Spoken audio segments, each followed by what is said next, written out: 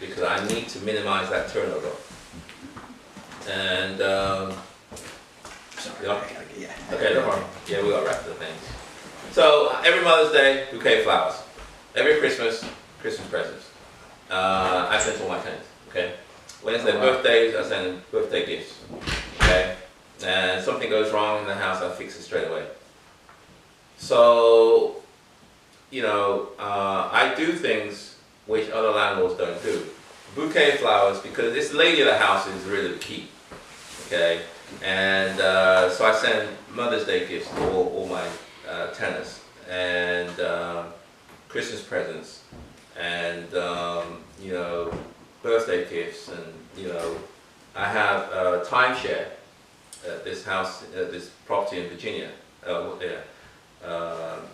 where they can have, I can invite guests to come, and where they can go there for 3 days, 2 nights, this resort. 5-star resort for free. So now I offer my tenants free vacations. Okay. All that stuff I've talked about probably costs about $150. The vacation is free. It doesn't cost me anything. Okay. Bouquet of flowers, $30. Okay. What else did I say? Christmas present, $20. So $150, Probably $100. Okay. $100 per year for each Yes. household. Yes. Wow. That's Now, not bad. think of all the goodwill it generates. You know, oh man, where did you get this bouquet from? My landlord gave me. What? Your landlord gave you this? Where did you get this present from? My landlord gave it to me. What kind of landlord do you have? Does he have any other house? And they come to a house like this. Yeah. Wow, does your landlord have any houses? Let me know if he has something. Please call him. Let me know. Find out if he's got any other house, because I need to. I want to rent from him. Okay. So what it means is that all these other landlords, it's all about, I don't want to see the tenant. I don't want to speak to them. All I want is my money. Okay. Just pay me the rent. As long as I don't see them here for them, I'm happy. They're happy. That's the way it's supposed to be. Okay. That's the business model for most landlords. Okay, they don't want to see their tenants. Question about that. Can I ask a question about that? Those other landlords that you're referring to are probably multifamily unit. And single family as well. Okay. What I'm asking you is that it seems like you're drawing from a completely different, like you're drawing from the cream of the crop amongst the low income voucher holders. And there's only one out of so many other people. I mean, very small percentage of people that fit that criteria. There are, in DC, there are 10,000 voucher holders. There's a lot of them. Okay, it's not like 1 or 2, there's a lot of them. I mean, the pool of them is pretty large. And the thing is, the way DC's going, a lot of apartment buildings are being converted to condos. Okay, there's gentrification going on. Okay, so the pool of available properties is shrinking, but the demand is still there. Okay, so there's a need for this stuff. Okay, and that's why when I advertise, I'm blown away with the volume of calls. There's just so many people looking. Okay, and the hardest part, I mean, the last one I think I had 25 applications. 25 applications for one house. Applications. These are people who are fine with me going to their home, checking them out, pulling them through the ringer. They're cool with that. 25 of them. Okay, not people just walking in. Yeah. These are people who walked in, love it, are okay with all this hoopla they got to go through, and they pay my $25 per adult. Wow. So if there's 2 adults, that's $50. Okay. Wow. They're cool with that. Yeah, but that just says that there's more of a need for what's referred to as affordable housing in DC. And that's a task that the mayor has got to be able to handle. And that's They why can't handle it. Yeah. I mean, that's a problem outside my pay scale. Okay. All I know is this, is that there's a desperate need for quality homes in quality areas. Okay. And I'm not catering to the large, population. it's a niche. Okay, I'm trying to attract a family or person that's looking for a nice home in a nice area, and I like large houses, at least 4 bedrooms. This house has got 5. Okay, because it's all about minimizing turnover. Okay, and there's a pecking order for this stuff. You start off in an apartment, and then you go to a townhome, and then you go to a single-family house. The single-family house, if you've got children, 4, 5, 6 kids, that's where you want to be. Okay, people get tired of apartment buildings.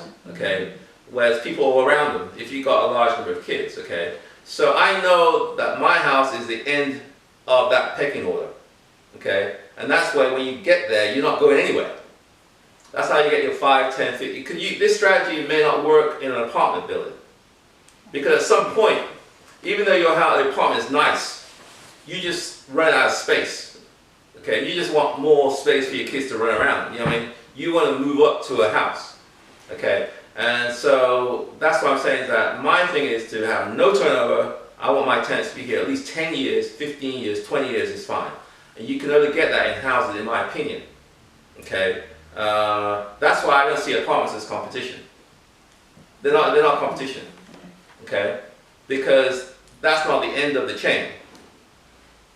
And that's why all these programs, these mayor programs, they're all geared towards apartments. Okay, it's not working. It doesn't work.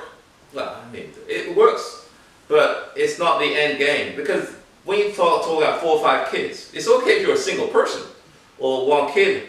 Then apartment's okay. Apartment living is okay. But once you start having multiple children, it's not there. You know what I mean? So that's why I don't worry about, you know, the apartment buildings, because it's not competition for me. And I'm not really worried about other landlords because they don't have the same product as me. You know what I mean? And once you start throwing in the bouquet of flowers and Christmas presents and free vacations, I mean, it's like, you know, there's no competition. So it's working for you. It's the only way it will work for you. I mean, everything I've said, okay, there is nothing I've said that's rocket science. It's almost common sense. It's almost so simple, it's stupid. Yeah. You got a stable income source, okay, which is federally backed, okay, so the money's there. You got people who've got no intention of buying a house.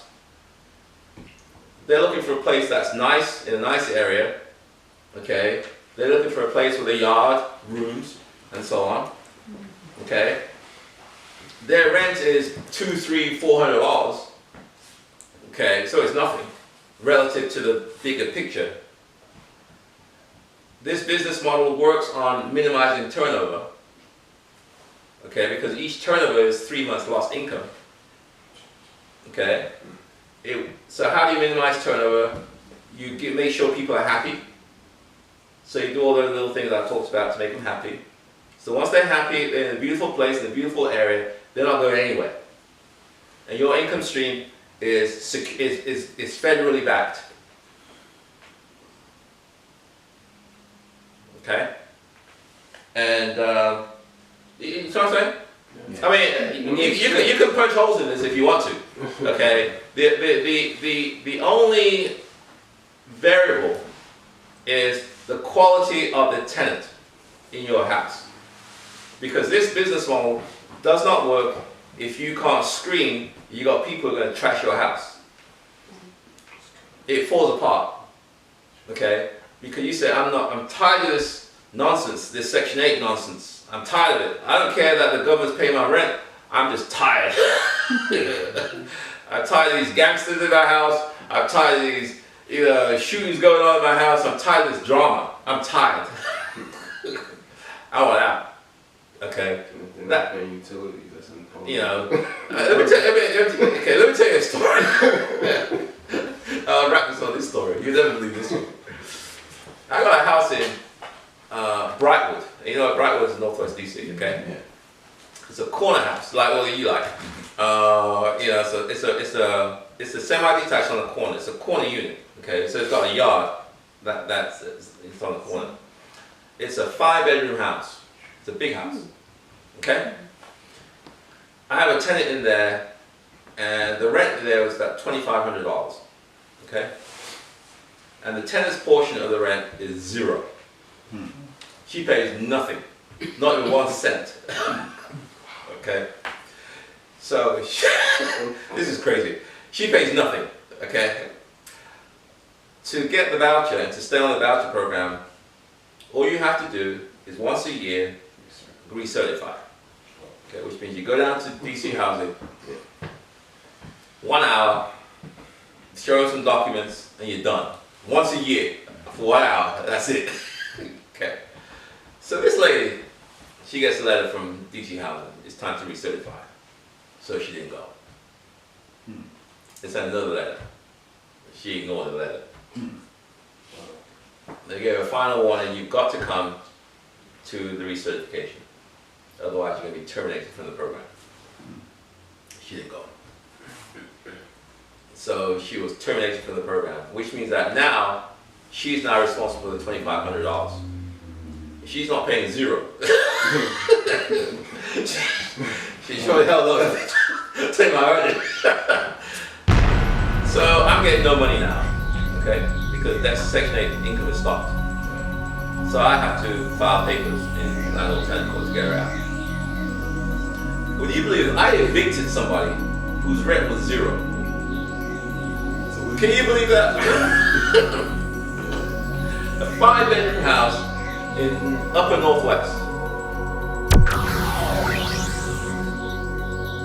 And, because obviously if it's an ugly house, then if you're just starting real estate investing and you don't have a system in place, it's just too intimidating. So that's what it was.